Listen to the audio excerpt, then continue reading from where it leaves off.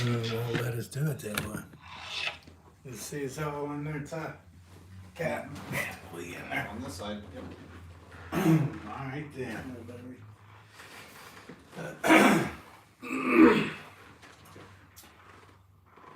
What's up, Cat baby? You ready? I'm always ready. So rule of thumb is about 2 hands away from the mic. You get that? Yeah, it's about right on.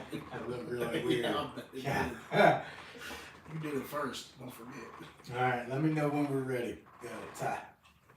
All right. Let me get We're streaming live on YouTube. We're streaming live on Facebook. We're recording. I need to scoot that up just a little bit because I can't really see me at all. What's up there, viewer? Yeah. That's good. Yeah. Mine definitely shows you. I don't know what the deal is. It's Just the go a angle. little bit towards you. It's the angle of me, man.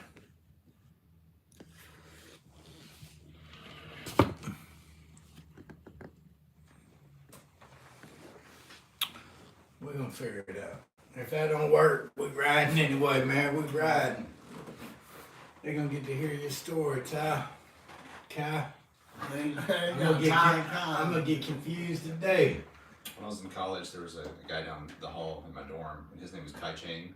My name was Tai King, and because of that southern accent, we couldn't tell who people were talking to. Tai Kang or Kai Chang. Both y'all Yeah. answer. Yeah. Hey, what's up? That's what's up, man. All right. You can see everything on the screen down here, the monitor?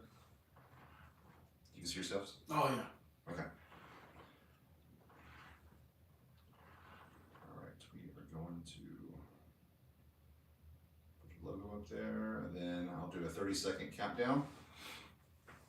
And then Jimmy's going to do the intro, and then he'll introduce you, and then you can start the conversation from there. Not 3 whole viewers. As long as it sees you, it's good. Sorry. I'm ready whenever. You start the countdown. We start the countdown. Yeah. From fentanyl to freedom. Yeah. Already. It's a better high. That's a better high. Yeah. That's It really good. is. You're gonna do good. I appreciate it. What's up, YouTubers? Hey.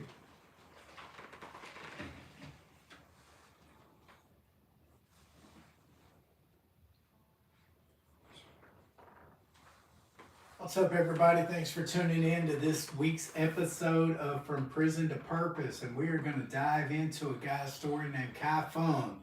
And we're actually going to title this one From Fentanyl to Freedom because that's what it was.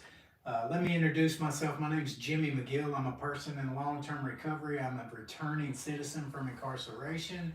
And despite being a felon and a person who had multiple convictions, I have a wonderful life today. And if you are listening or watching this episode, then you need to know this is where we try to use our stories to reshape the narrative about incarcerated people. And so today we're going to dive into Kai's story. I got to say thanks to Next Step Recovery Housing, Safe Haven, and the National Peer Recovery Alliance for making all this possible. So without any further ado, Kai, welcome to the show, man. Hey, thank you, man. Feels good to be here. Feels good to be here clean. Yeah, Yeah. feels good to be alive, huh? Yes, it really does. Okay, so a lot of people that follow us on social media have asked to hear more about your story. And so let's start there. How did you get to Next Step? How did I get to Next Step? So I'm from here, Johnson County in Clarksville, and I didn't know there was a Next Step. And I was a heavy user of, started off as opiates, went to Yeah, you want to be careful Yeah. banging on that. started off as opiates, quickly progressed to heroin, then progressed to fentanyl, and so I'll just be straight to the point. I'm creating chaos in my hometown, ruining every friendship, relationship I ever had with anyone. And one night I'm from driving down the interstate, loaded, going 130 miles per hour, going to go pick up a friend, and I get pulled over with obviously for speeding. I'm going about 70 and a 45, and there's a warrant because of course, when you're loaded, you're not taking care of your legal matters. Yeah. It's all for traffic violations and things like that. I was extremely careful with using it at home, not trying to ride around with it. I was trying to be smart most of the time, and I got put in jail, and while I'm sitting in the jail, I'm wanting to get out. I don't want to be in jail. I'm going through heavy withdrawals. Just sweating. You're sleeping on a rack. You're puking, defecating all over yourself. It's just terrible. It's the worst experience you ever want to go through. This is in jail? Yeah, this is in jail. So tell me a little bit about that. So tell me about withdrawals from fentanyl in jail. So automatically, I when I got into jail, I just slept for at least a day or two. But when you wake up, your whole body is hurting. You're having muscle spasms. The worst thing is the cold, hot sweats. You can never get comfortable, and especially when you're on a metal rack and there's a little blanket covering you, so you're just shivers all over. Freezing. Yeah, and what's terrible, the worst part about it is if you sneeze, like your bowels it's just loose, like it's like flu-like symptoms, So you sneeze and you'll go all over yourself, just make a mess, and any smell just automatically makes you start puking. Like you feel like death, absolute death. And it's not the first time I experienced withdrawals. I'm going through 13 years of using opiates. I go through withdrawals a lot, but this was the only time I was in jail going through withdrawals, and there's nothing to comfort it. Only time. Worse. Yeah, only time. You can only just try to sleep it off. And even when the physical withdrawals pass, the mental withdrawals stay there for quite a while. The depression, the anxiety, you just want to use. So I'm trying to figure out every way possible to get out of jail just to get high so I can feel better. Well, what are the other inmates doing while you're detoxing and withdrawing in jail? Well, they're just hanging out. While you're throwing up and puking, they're just chilling. Yeah, well, I didn't make my cellie very happy, but I had an older gentleman in there, and he was a bit more understanding. And I knew like two of the guys in there already because the hometown, so it's a small area. Yeah. So I would like to say they're more patient with me than most people would be, because that's where you live and sleep, and I'm just making a mess of their home. Now, was that your first time in jail? That was my first time in jail. Yeah. How long were you there?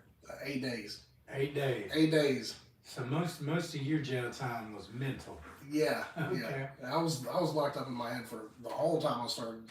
As soon as I started using, it was like a prison in your head. So I think you're pretty unique right there in that way, because most people have to go do more than 8 days of jail before they find a way out.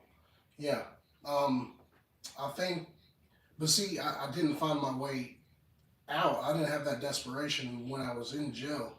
I had the desperation to get out to go use, not to get help. So when you came home from jail, what was the only thing you wanted to do?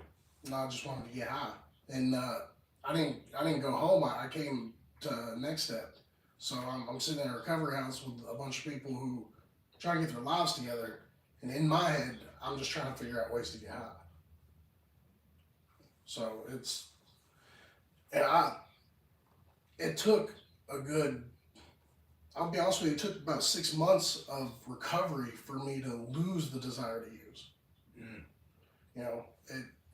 It was a good month being at Next Step before I realized like this is a better life. I didn't lose the desire to use immediately, but I stopped trying to actively get something in my hand. So when you were doing that, when you were in jail for those 8 days, did you see anything crazy in there?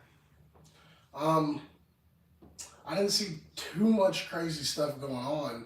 I will say, man, there's a guy in jail that I was in jail with, and he was a big part of my past, and someone I really didn't like, and he didn't like me. You know,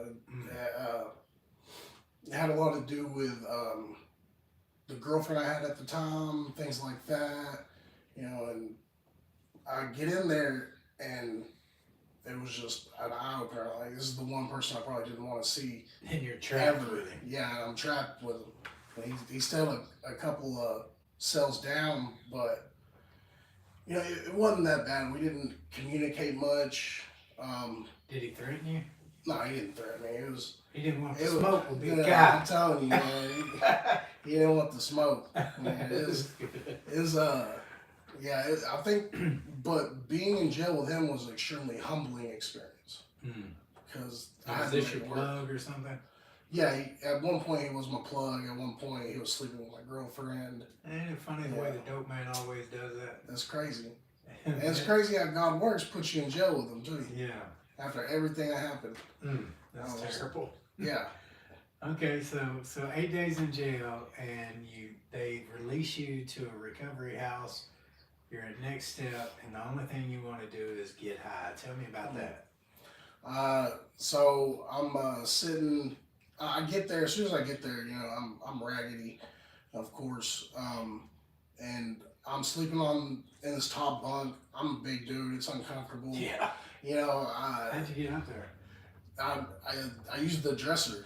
I had to get a stool, or I got something. I hopped up on the dresser because the ladder is hard on my feet. So I get on the dresser and jump up on the top bunk. And the whole thing's shaking. Like, yeah, I had no idea that you were on the top bunk. I was for a good. Chelsea had no idea you were on the top bunk. If Chelsea would have known that, she would have went off on whoever put you on the top bunk. I was there for a little bit, and but as soon as I get there, I get my phone back. You know, I was in jail for 8 days, so I got a lot of people hitting me up. And of course, the first thing I'm doing when I get to the next step is lay in the bed and just be on my phone, telling people where I'm at, what I'm doing. And it ain't a thing for me to be like, hey man, pull up, come pick me up. And yeah, you're from here. Like, you Yeah. have people all over the recovery. I mean, you could have had people pulling up left and right to get you out of the recovery house. yeah, I mean, one of my best friends in active addiction, he lived not even 2 miles down the road, you know, on Highway 21, the same place. Yeah. And but I knew the only thing that really stopped in the back of my head is I knew, like, if I got picked up, where am I gonna go? After I get high, where am I gonna go? You know, I did play the tape all the way through early on. Yeah. And I think that stopped me from really getting something. But I had to hit up a lot of people to try to make something work. And then it's crazy. So you're at next step trying to get high day one. Like, you're trying Yeah. to figure out a way to get this. Yeah, yeah. I had What was you going to do about the cameras? man, I had figured out where the cameras were. At least I thought. Yeah. And I just knew maybe, like, there's a back door right here. Maybe I'll just ninja myself away around these cameras. Ain't nobody gonna see a truck pull up by the neighbor's house, and then I can sneak back in. You know what I mean? Yeah. And I figured out somewhere to hide my sack, my straw, everything. And Where was you going to hide your sack at? man, and right beside that top bunk, there's a wall, but it's not all the way built to the ceiling. Yeah, yeah. And I was gonna hide it right there on top of On the top wall. of it. That's not a very good hiding place. No, it's not, because It's it's the not. first place I look. God. Yeah. But I was like, hey man, this is right beside me. I'm gonna hide it right here. Yeah. And I can see you trying to sneak around the cameras, man. hey, I had it all figured out. And until I realized that there was, later on, I found out there was a camera pointing towards that catio, and I was like, dang.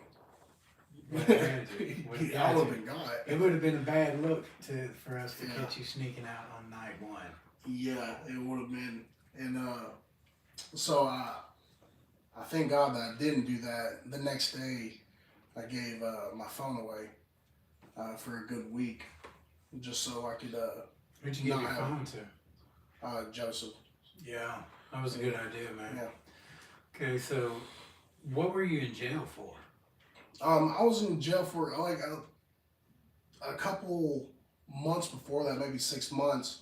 I was on the interstate driving recklessly, and I got pulled over for reckless driving, and they found some foil and a straw in in my wallet. The foil, the straw was in the floor, and they gave me a misdemeanor paraphernalia charge.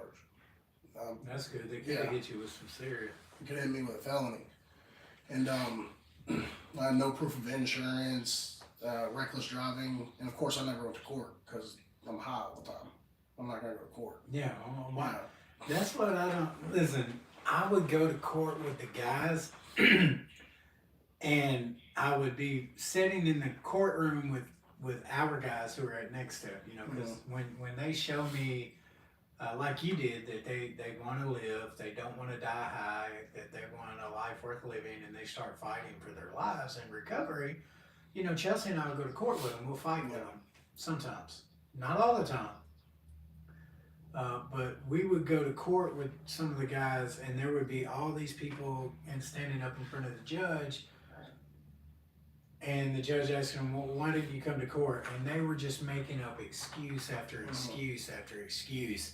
And then Ned goes up there, and that's who I'm with at court. And they asked Ned, and this is just the difference in the mindset, right, of somebody in recovery. They asked Ned, they said, hey man, how come you didn't show up for court when we let you out of jail? And Ned said, Your Honor, how could I come to court? I was high. I couldn't be at the dope house and at the court at the same time. I had to choose one, and using was more important. I'm like, man, that's as real as it gets. You know what I mean? Like that's as real and raw as it gets. Yeah. How the hell can I be here, Judge, when I got to get high? Yeah, and it's a lot more peaceful when you can be honest like that too. Yeah, You know? but most people don't. They don't hit that stage right off the bat. You know, that's a process. Recovery is a process, just like breathing is a process. You know, I'm alive today because I'm inhaling and exhaling breath. Yeah. In order for me to be alive tomorrow, it's suggested that I take a few breaths tomorrow. Right? It's a process, and so is recovery. So what was it like that first week out of jail in the recovery house? Did you make any friends? I got really close with it was a couple days of being there. I got close with Colton. I know Colton got there, and the first thing we did is he pulled out his phone and showed me a bunch of his raps and his freestyles. Yeah, and we clicked right off the bat, and you know I clicked with John and Bobby right off the bat, and you know I looked up to them. They were like the house dads, you know. And Michael Parker guided me through everything I needed. You know, gave me all the advice that I needed. They all made me feel really comfortable. And I think that was important because when I first got there, of course, I wasn't talking to anybody. I literally sleep all day. And it was just kind of tense because you're not comfortable, you know. It didn't help that I just wanted to get high. So them making me feel at home really kept me there and kept me sober. Yeah. And I think that was very important for me. Yeah. The bunkhouse isn't like that right now. Yeah, it's a little different than when I first got there. Yeah. Well, there's always a turnover, and you know, we had some older cats who were serious about recovery when you got there, and right now we don't really have that in the bunkhouse. Yeah. So there's no mentorship at the moment, you know. Yeah, and now that I look at it, that was important because I had, you know, again, Bonnie and John for mentorship. Yeah. And Michael Parker, and then Todd King, Scott Finney, all those guys really helped me, you know, get to where I'm at right now. Yeah. Just their presence. Do you still talk to Scott? Did you ever hear anything or see him? I haven't. I was praying for him yesterday. It was the day before because I was thinking about of all the guys who came through here and made a huge impression on me. Scott, yeah. Yeah, and Scott was one of them. Because Yeah. I know Bobby went to, you know, Scott's town for a meeting, and I asked if he'd seen him there. He said I hadn't seen him there, but I'm gonna pray for Scott all all the time. Yeah, Every day. yeah, I love Scott. He was a good dude, man. He's a good dude. He really is. So what happened with the charge after you got released into the recovery house? I got OR'd into the recovery house. The charges, well, I went back to court, and I guess something with whoever was handling my paperwork said that I wasn't at the house anymore. I didn't complete the program, and I left in the wrong way. Wow, that's a big. That's not true because you're still there. Yeah, I still live there, and I told her that, but she can only go by what the docket says, and I didn't have anyone there. I didn't think I needed anyone there or any letter or anything like that. Yeah. So we're fortunate here because the judge has her own program that she can offer you to knock all your fines off, and I signed up for that program on top of what I'm doing, and they worked with me, and I just took like an extra couple hours of drug and alcohol counseling, and they knocked, I think I had like $1,600 of fines, and knocked it down to like $150. Yeah. So how long have you been clean now? What was it the other day? I put it, so it's 266 days. Boy, counting days. Yeah, They're important to you. I like they it. really are. I like it. I haven't had any days clean in the last 13 years, so this is the first time. First time recovery, everything. This is your first time in recovery? Yeah. Yeah. How long did you get high? I started, so I think, look, I took my first sip of alcohol when I was 10 years old. And, you know, from there, it became a weekend thing, you know, party with friends. But I was very oblivious to hard drugs. You know, I wasn't raised in a heavy using household. You know, I was basically raising myself. You know, my mom worked 3 waitressing jobs to take care of 3 kids. You know, but I stuck around the right crowd. Now, whenever I graduated high school, you know, I had found, you know, marijuana, and that led to me using opiates, and it quickly progressed. What was what did it feel like that first time you did an opiate? Oh man,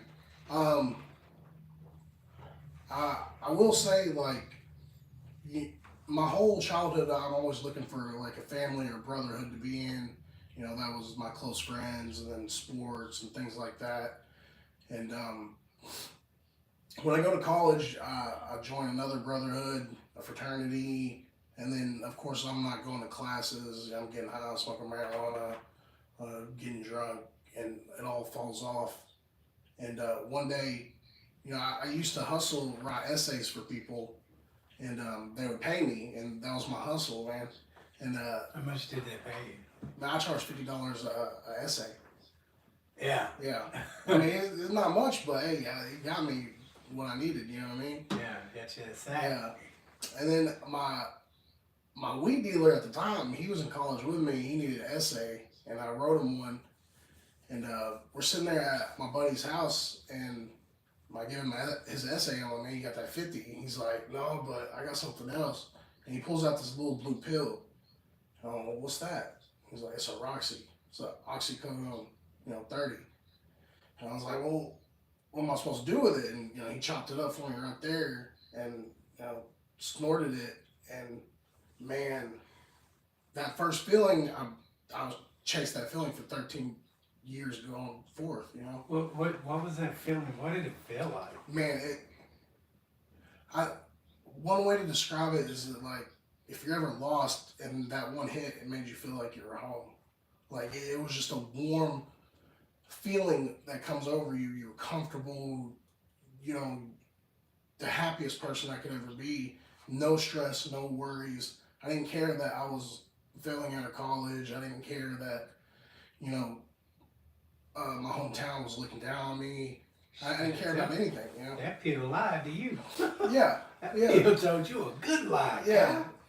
And see, every time I felt alone, that hit made me felt comfortable, felt like I was found. You know what I mean? Like, it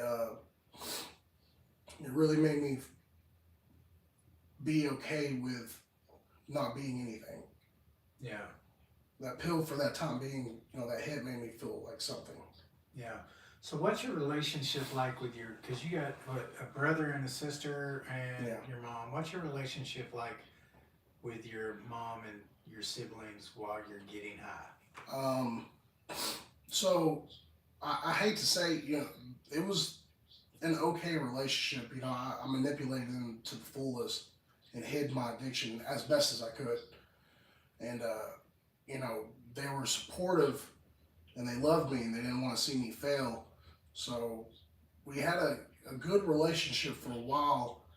But then eventually, like I would ask for money, my mom would give me some money, and then I would just ignore her for months. So what's one of the, like, can you tell us one of the lies that you would tell them in order to get money out of them?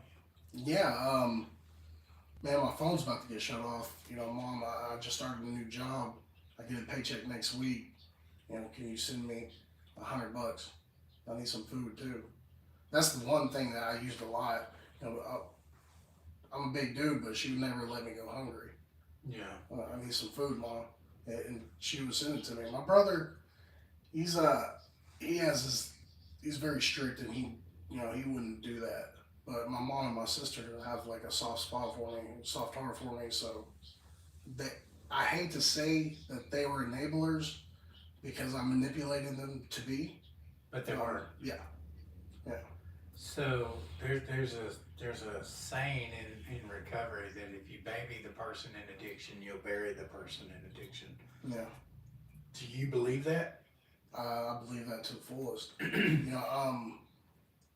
I think there's still a part of you that, even if your family's babying you, it's up to you. You have to make that decision.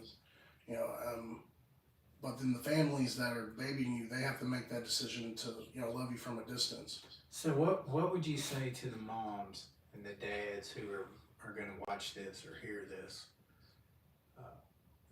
that have a child still in active addiction and they want to give them stuff and provide them hotel rooms and buy them food? What would you say to the mom and dad who are still providing for the kid in addiction? That's difficult. First and foremost, pray heavy. My mom prayed for me all the time, and I think it finally worked. Another thing is you can offer them services or people that can, get you in recovery and stuff, but just handing them money is almost the same as handing them the drug.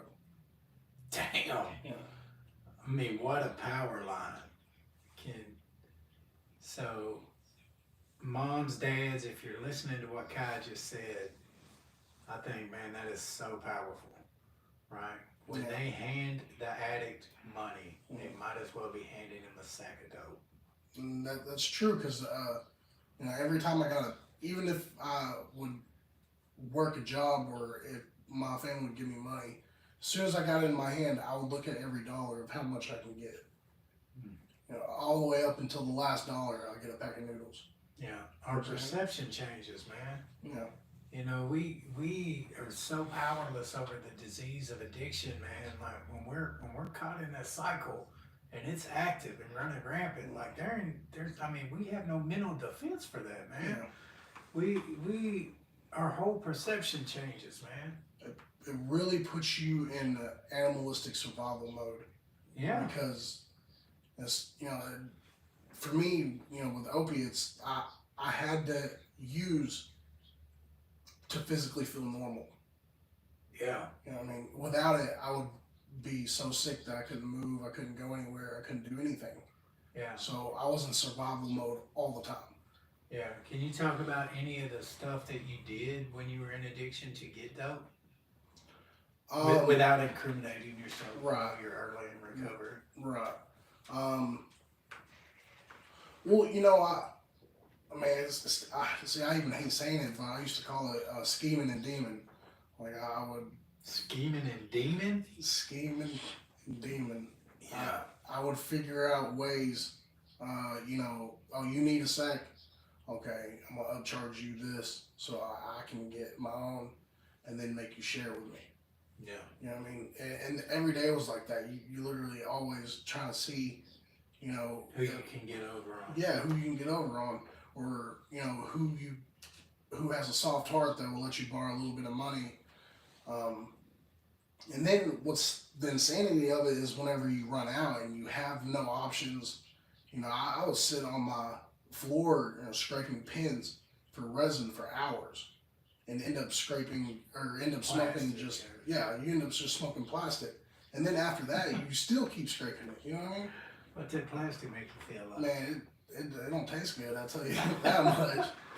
But the mental part of it is like you think like, oh, maybe I got a little hit out of Just that. one more, just a little Maybe piece. just more, You you know know, what I'm saying? it's so crazy too, man. You can have $500 worth of stuff, and we'll tell ourselves, you know, I'm not going to do any of this till I sell $400 worth and get that Yeah. money, and then after I do that, I'm going to use. Yeah. And then you can't, you know, you don't even get $10 sold, and you start using, and you use all that up, and you're like, well, shoot, I just need $5 more worth, and you're like, what the hell is $5 gonna do for that Yeah. 500 didn't do? Right. Like, it doesn't make any sense, man. And we're just powerless over it, man.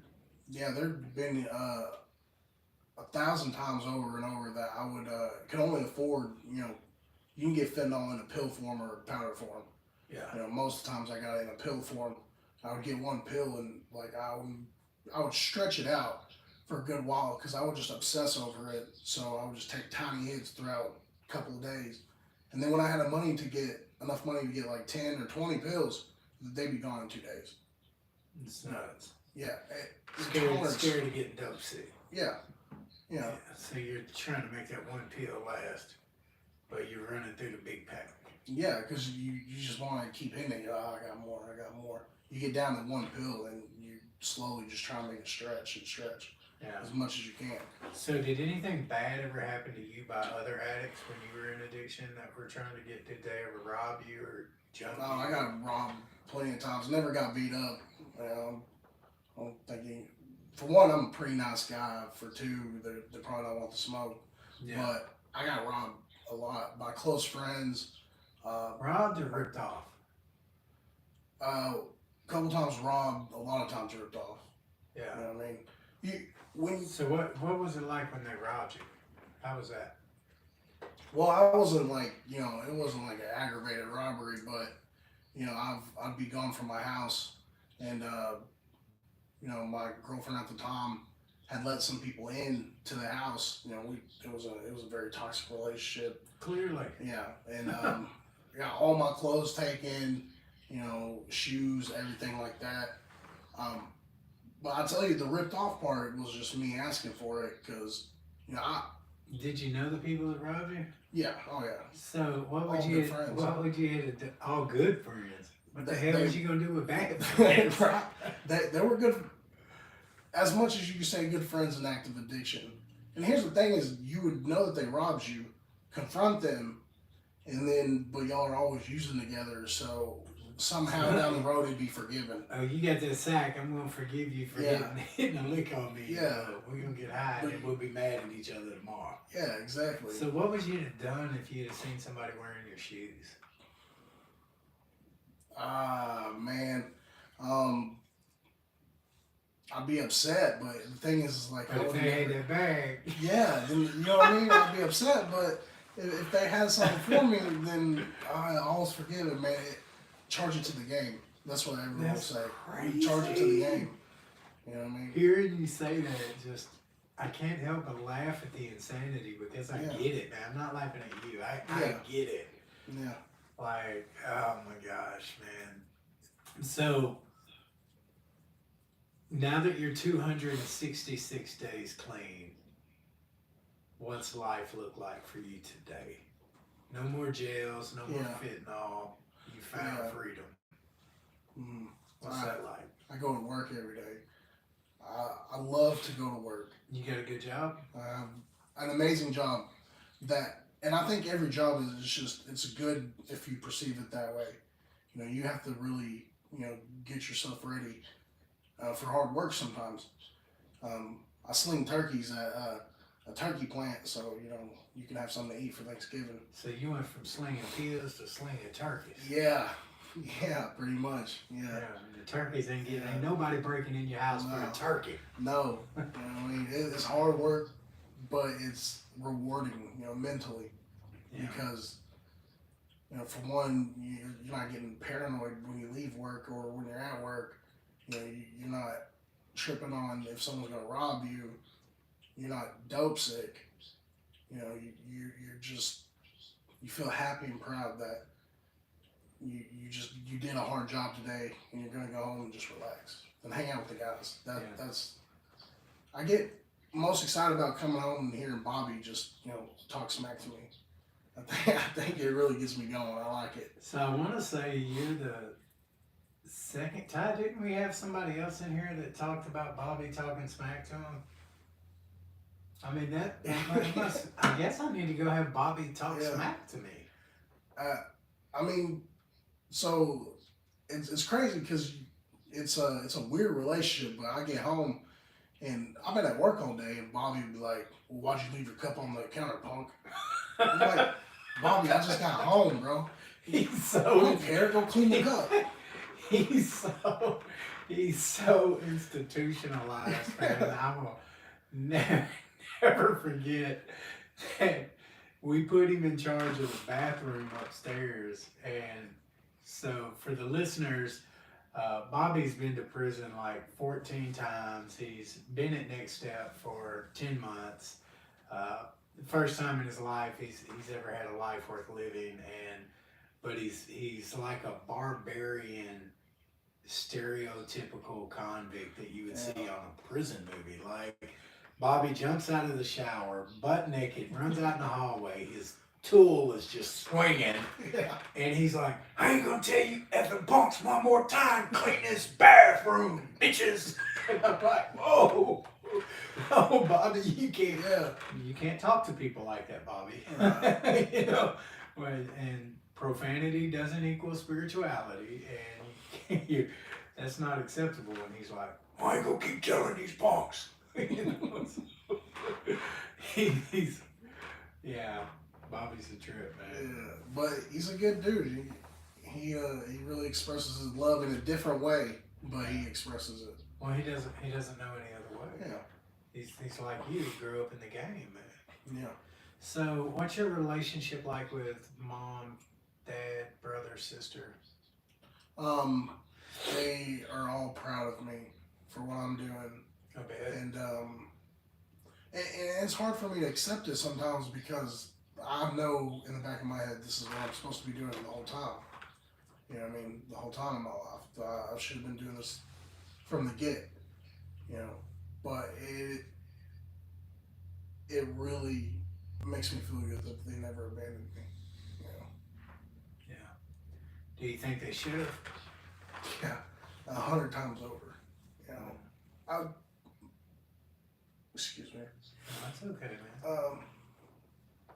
My mom did a lot to make sure that we had the life we lived, and it's okay. I just spat on her and disrespected her the whole time. That's a symptom of addiction. That's what we do. And but they're all my best friends. Yeah, she's seeing you. She's seeing the baby that you were meant to be now, Kai. Yeah. She's getting a little bit older. She's retired, and she made an effort to leave the middle of Texas to come surprise me on a weekend with my sister. How'd that make you feel? Amazing. And that was the first time I'd seen my mom in almost 2 years. I had ghosted them every holiday because I'm either high or sick. Yeah. And it was the first time that I've seen her since then, and it was a blessing.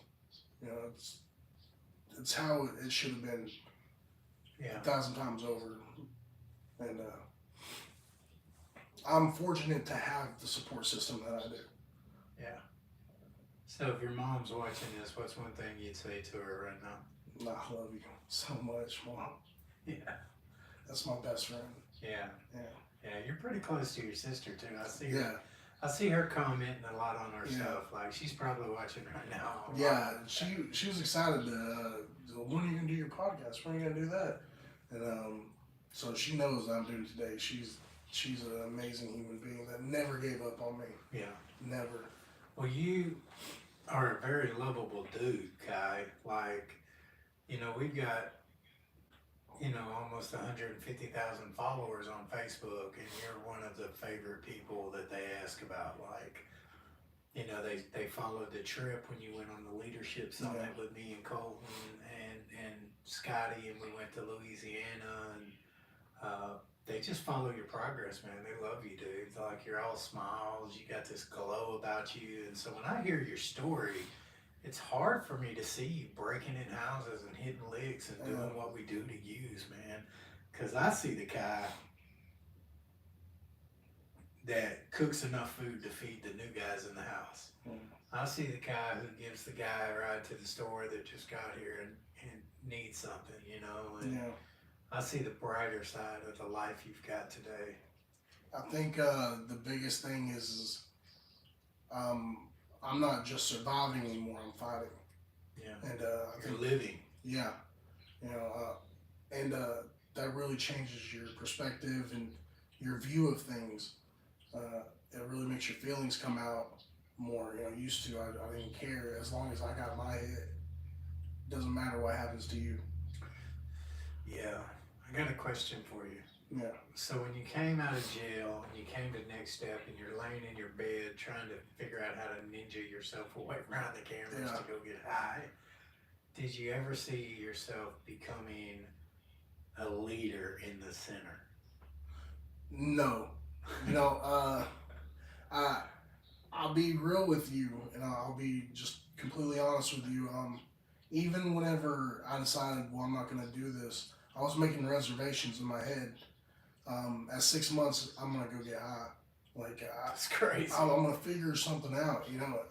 You just want to learn how to use manageably. Right, exactly. Yeah. You know what I mean? I'm going to work the program as best as I can because I know it's a better way to live, but I never got it's crazy, the insanity, because I always had thought about, well, I never got to properly say goodbye to the drug that I loved for so long, you know. And so I'm making reservations all the way to 6 months.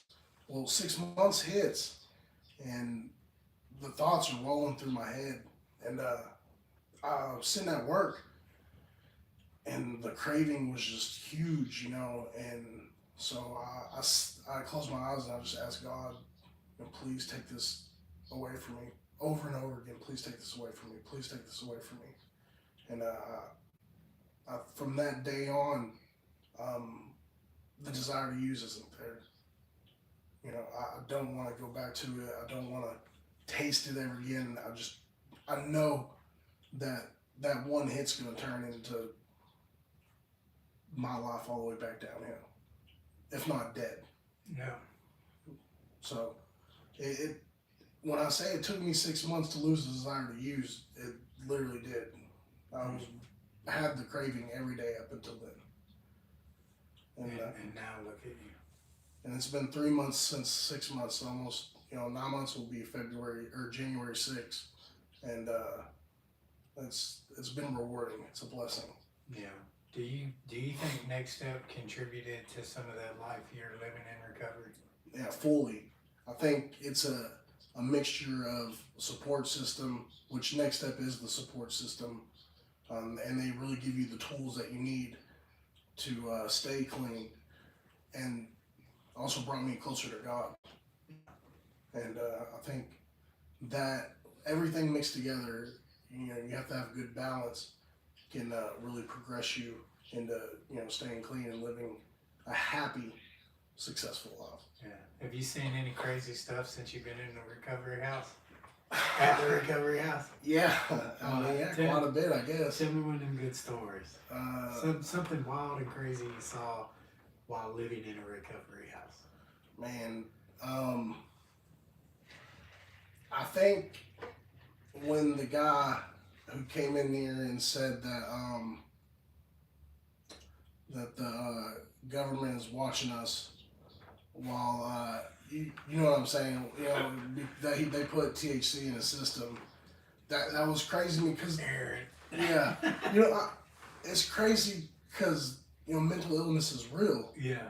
and I had been, you know, blinded by other people's mental illnesses until I really came into recovery, and you really do see you know paranoia and schizophrenia even after they're clean, and I think that was a huge eye opener for me. Um, We've seen some crazy stuff, haven't we, man? yeah, Yeah.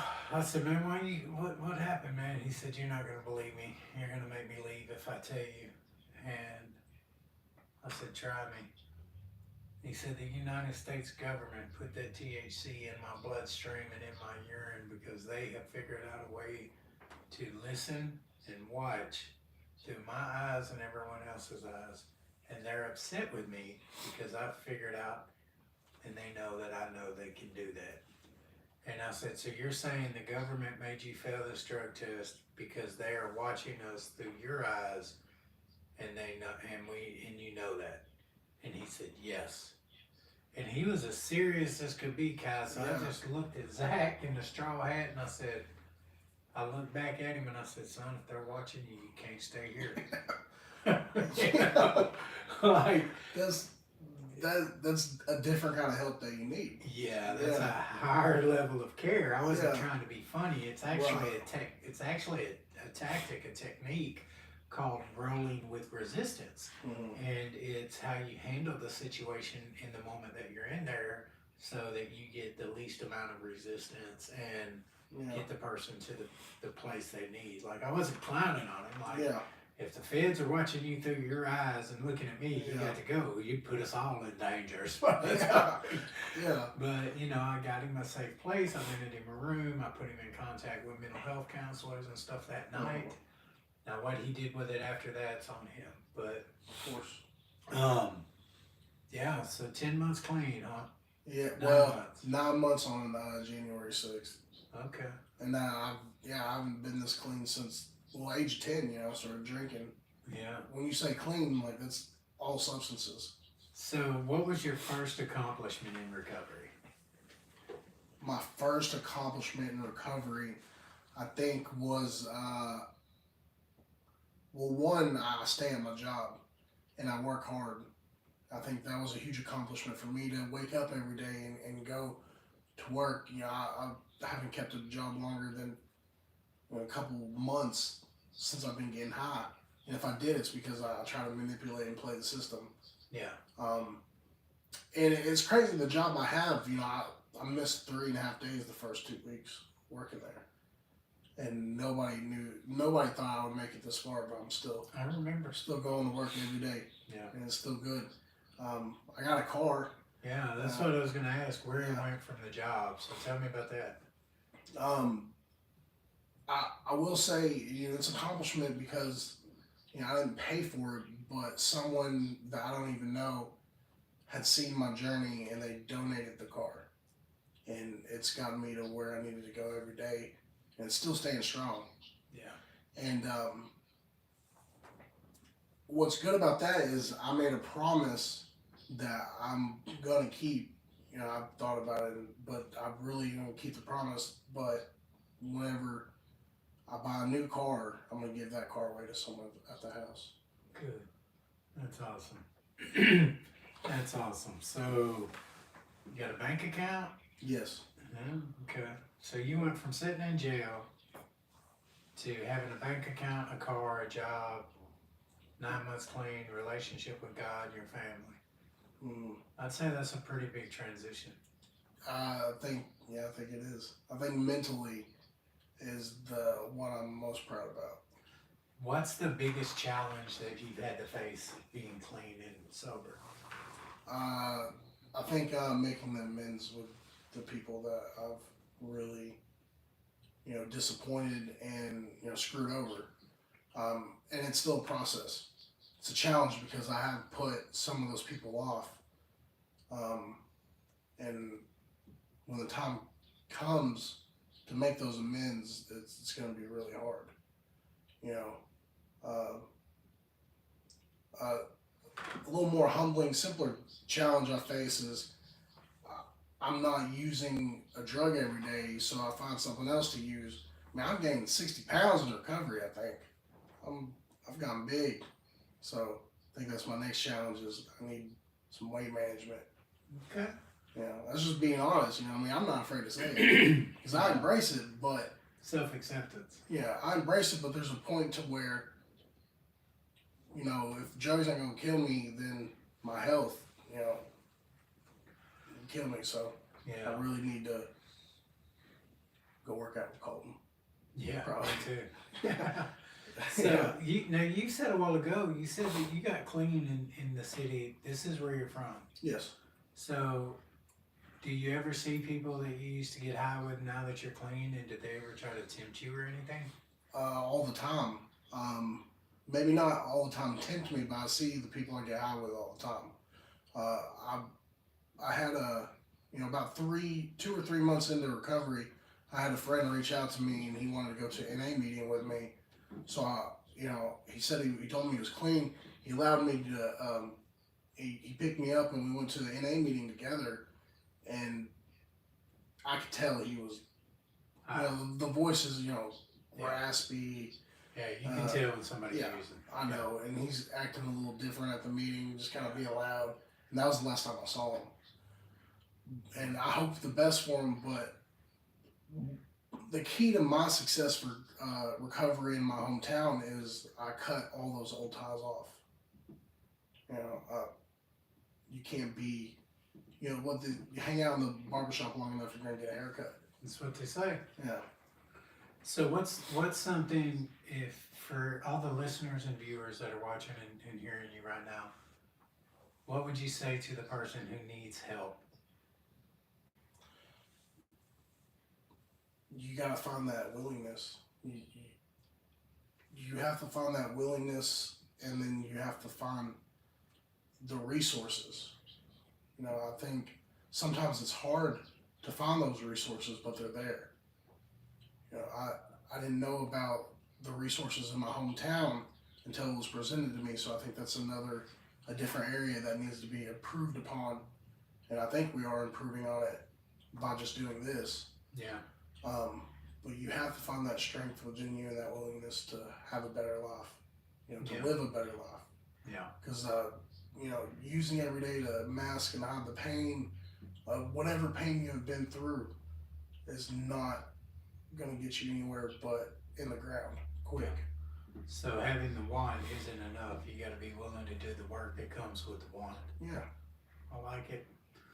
All right. Well, we're getting ready to wrap up. Is there anything you want to say? Any closing thoughts? I love you, man. I love you too, I Cal. love this life, man. Yeah, it's cool. So much better than the life we used to live. Yeah. You're an example of what recovery can look like, and I know you're getting ready to graduate. You graduate next step in February? Yes, Okay. February. So what's your plans after graduation? Are you staying or are you going?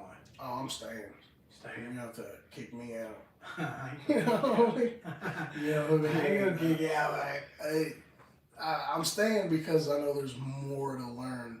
I don't know how long after I'm gonna stay because I know I still need to be out there to really keep growing. Yeah. But even when I move from the house, I'm not moving away from Next Step. You know what I'm saying? Absolutely. I'm still going to be involved because I want to give back. Yeah. And I know Next Step is Yeah. that next opportunity I'm going to take. Yeah, there's doorways that can open for people in recovery through Next Step. Yeah. I look at some of the biggest jobs that people in the state of Arkansas have that are working in recovery. It's because they volunteered at Next Step and they came and they made those relationships. Those are relationships, and we enjoy helping people. We believe leaders make leaders, man. And I've been blessed, and I've taken those blessings and I've opened doorways for other people, and I intend, if it's God's will that I live, continue to do that as long as I'm alive. I appreciate that. And that's the purpose of this podcast. So that we've got over 100,000 followers on TikTok, and we've got a large following on Facebook, and and now we're busting through the doors with the podcast, you know, iTunes, Amazon, anywhere you stream it, YouTube, and we want to give all the guys in the world a platform to tell their story, you know. If the message reaches just one person, it's worth it. Just one, man. Yeah. Because that one he or she may only reach one or two people in their whole life, but the life that comes after that one or two persons that they reach, that person may go on to be a world leader. I mean, yeah. I mean, there's ripple effects to what we do here, man. Definitely is, yes. Well, buddy, I love you. I'm glad you came on. You too, man. Thank you for having me. Yeah, thank you for coming, man. And so, please go like, subscribe, and follow all of our social media. You can find us at Jimmy McGill Live on Facebook, Prison to Purpose on YouTube and TikTok. We're on Instagram too, but it is struggling. We can't get anything jumping on Insta. But hey, don't forget to go follow Safe Haven. How do you say that, Ty? ABE? Oh, American Business Engine? American Business what? I know. American Business Engine. American Business Engine. That is my guy Ty, and he is responsible for putting the podcast together and getting it released and doing all the hard work behind the scenes. And thank you to everybody who supports us. And so we'll see you next week.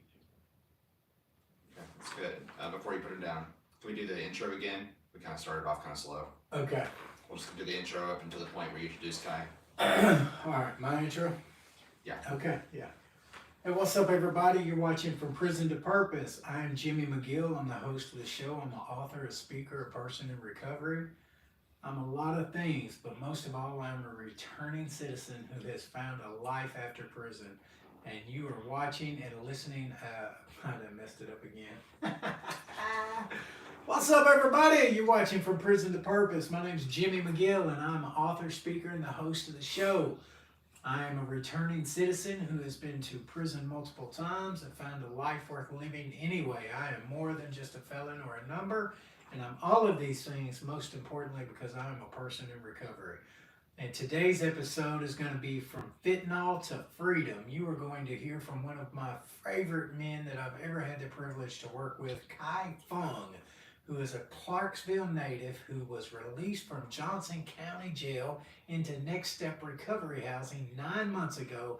And in 9 months' time, Kai has turned his life around and created a life worth living. Kai, welcome to the show. Thank you for having me. Good. Is that good? That's great. Thank you. All right. Can I see that telephone so I can see where the next let's see what we got going on YouTube, man. What's up, YouTubers? We got to go from here, though. Hey.